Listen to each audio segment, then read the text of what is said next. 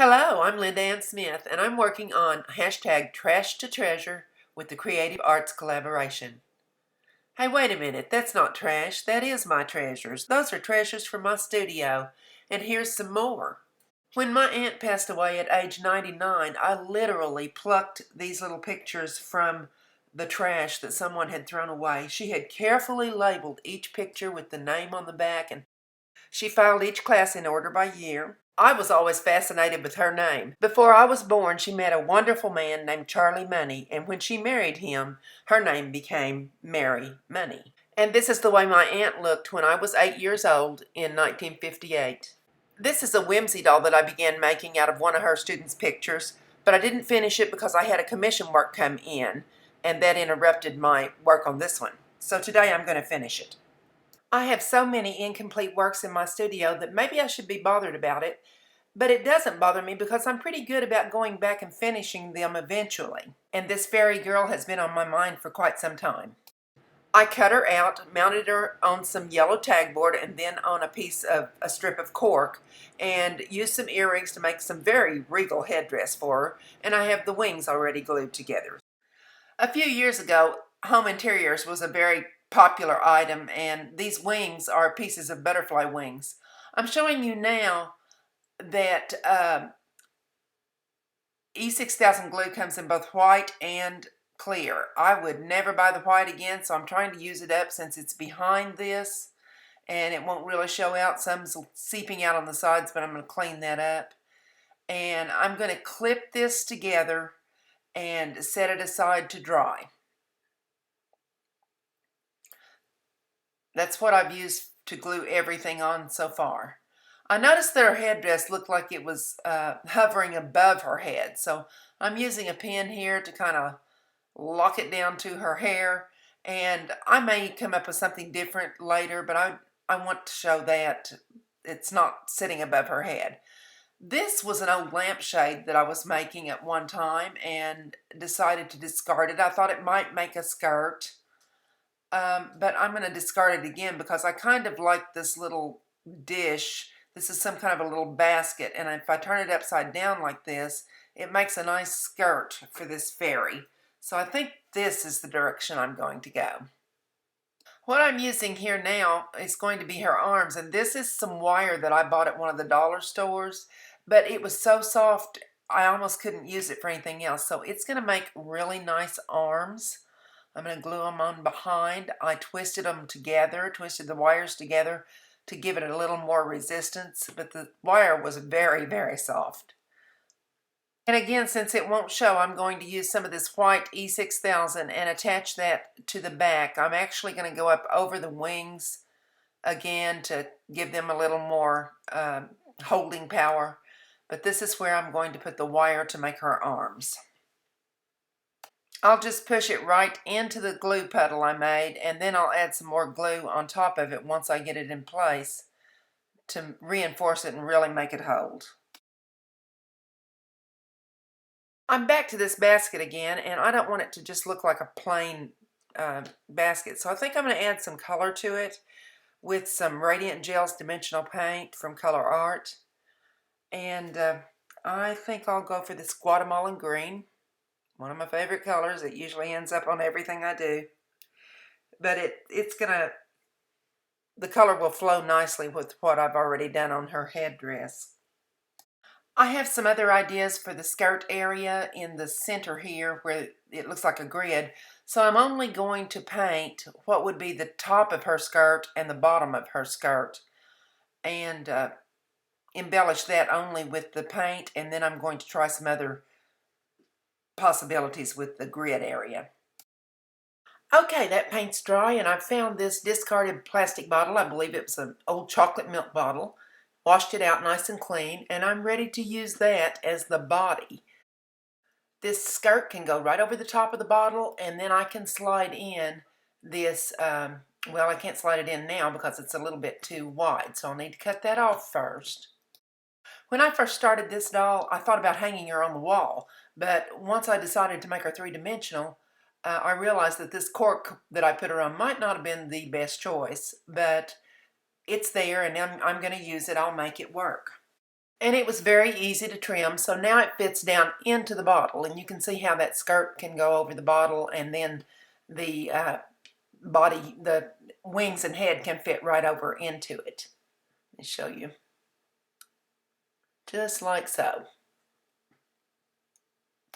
I bought this ribbon long ago, and it's been stored in my studio absolutely forever, so I'm cutting it into strips to make some decoration for the bottom of that skirt. I want to make her longer than the skirt is. It looks too chunky to me, so I want to elongate it. So I just cut this into strips. I'm pushing the ribbon through the wire loop and then pulling it through the loop of the ribbon on the other side. And I think this will make a nice little fluffy, whimsy look to it. It won't be fringy, really, because it's a stiff ribbon, but it'll give a nice whimsy look. I did it the hard way first. That's the way I usually learn things. But if you pull the two ends of this ribbon together and leave the loop open, and then slip those ends through the wire, it's going to be a whole lot easier to grasp that loop instead of having to open it like I was doing at first. I'll continue this until I go all the way around the bottom, and I'm almost finished, and then I will start assembling some of the doll together. This is my last ribbon to complete the full circle, and I think that looks pretty nifty. I like the way those little ribbons stick out and look all wrinkly. I didn't even remember I had these rows of sequins until I opened the box where I was storing my gold ribbon, and that's going to make a nice little embellishment for this whimsy doll. Perfect enhancement for the ribbons, wings, and arms. I measured my sequins around where I want to place it. I'll put it down on my mat and give it a layer of E6000 glue, and then I'll pull it around the top of the skirt. I don't know whether to call it a skirt or a basket at this point. I really expected this to be a little difficult to manipulate, but it's going on very easy. That glue's sticking right to the wire, and I'm having very little trouble placing it. And since that went so well, I'm going to place another piece around the bottom near the area where I put the ribbons. Same procedure, measure out what you need by pulling it around the basket.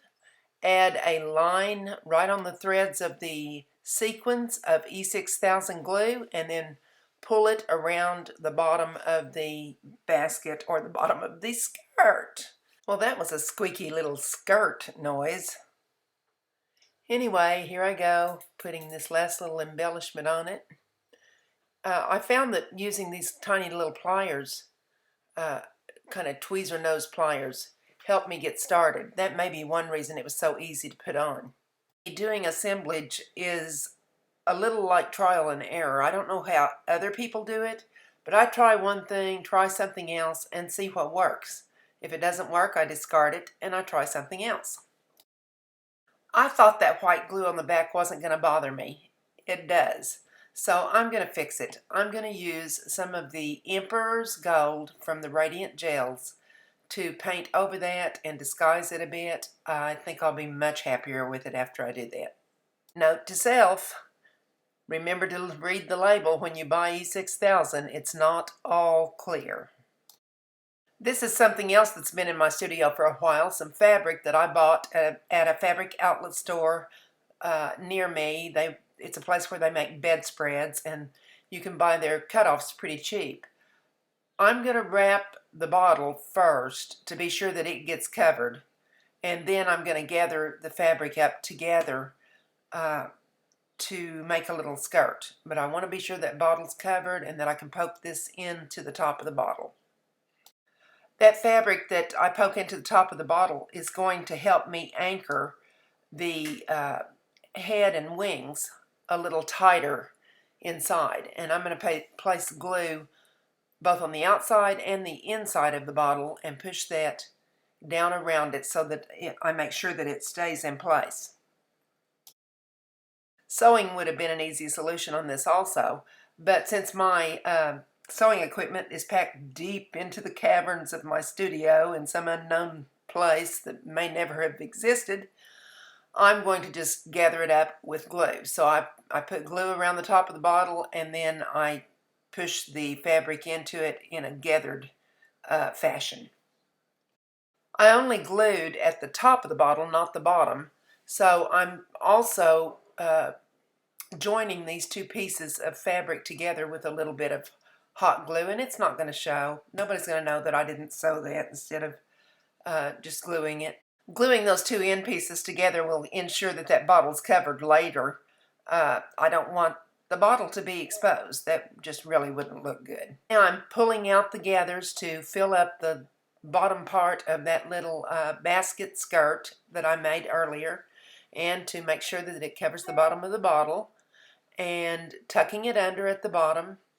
I can put a little hot glue on this and make a hem on it if I want to, but it's not absolutely necessary. Using dark fabric underneath really made that gold sparkle.